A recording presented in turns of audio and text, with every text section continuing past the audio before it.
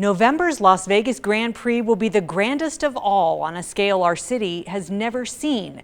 But amid all the excitement and anticipation of an economic boon, serious security concerns lurk, ranging from terrorist threats to upticks in specific kinds of crime. People want to see twists and turns and straightaways and braking. A pit right in the middle of Las Vegas, we were pulling into the paddock. The upcoming adrenaline-fueled Formula One race will have all of that, but it won't be the first time a motorsports event has called the streets of Las Vegas home.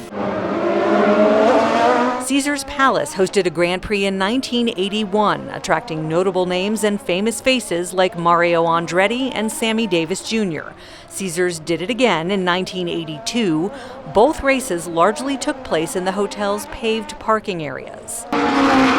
The next time crowds converged to watch the checkered flag wave on Las Vegas roads was 2007 in the now defunct Champ Car Series.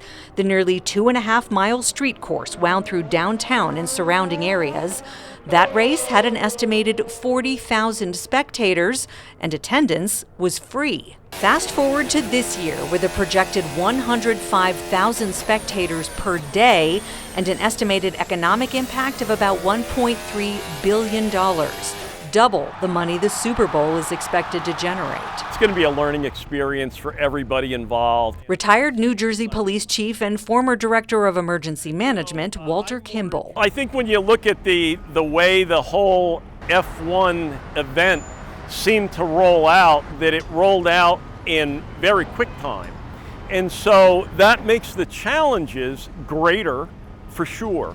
And it makes the pressure on getting it right the first time greater without question. Kimball now handles risk management operations for motorsports events across the country and consults on tourism safety and security. Anytime you have large influxes of people coming into a city with a lot of money to spend, there tends to be an uptick in victimization. The types of crimes Kimball is concerned about surrounding the Las Vegas Grand Prix include room burglaries, pickpocketing, increased use of date rape drugs, and most notably, can't say this strongly enough, human trafficking, which he says everyone needs to be able to recognize. Folks both in hotels, security forces, I know our law enforcement partners know this, what are some of the universal warning signs or I need help sign?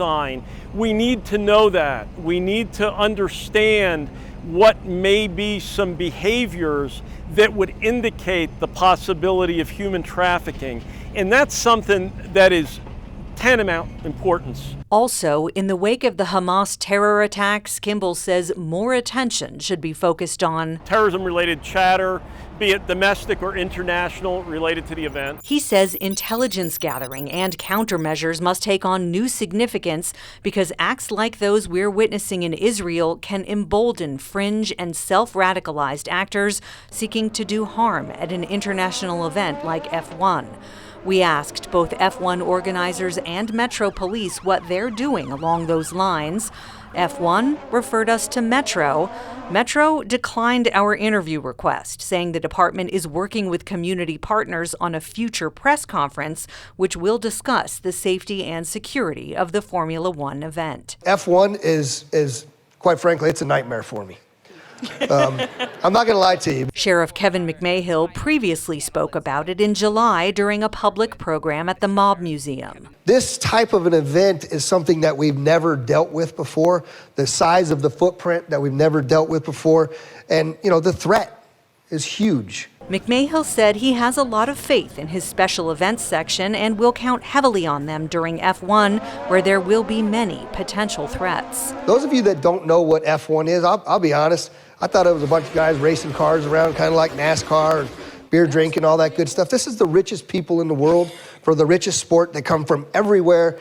I mean, we don't even have enough room at McCarran or any of the other airports for all the private jets that are coming into this city. We already know that. McMahill candidly put it into context with everything else happening in our city as Las Vegas continues to emerge as a world-class sports destination.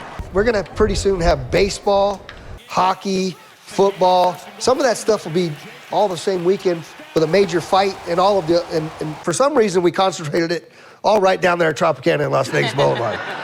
Brilliant. And decided to drop Tropicana while we're doing this, while we're doing all the traffic. So I don't know, it's just been brilliant all along the way, but hey, we're dealing with it, right? Metro says they don't yet have a date for that press conference, but when they do, Channel 13 will be there to bring you the latest safety and security developments surrounding F1.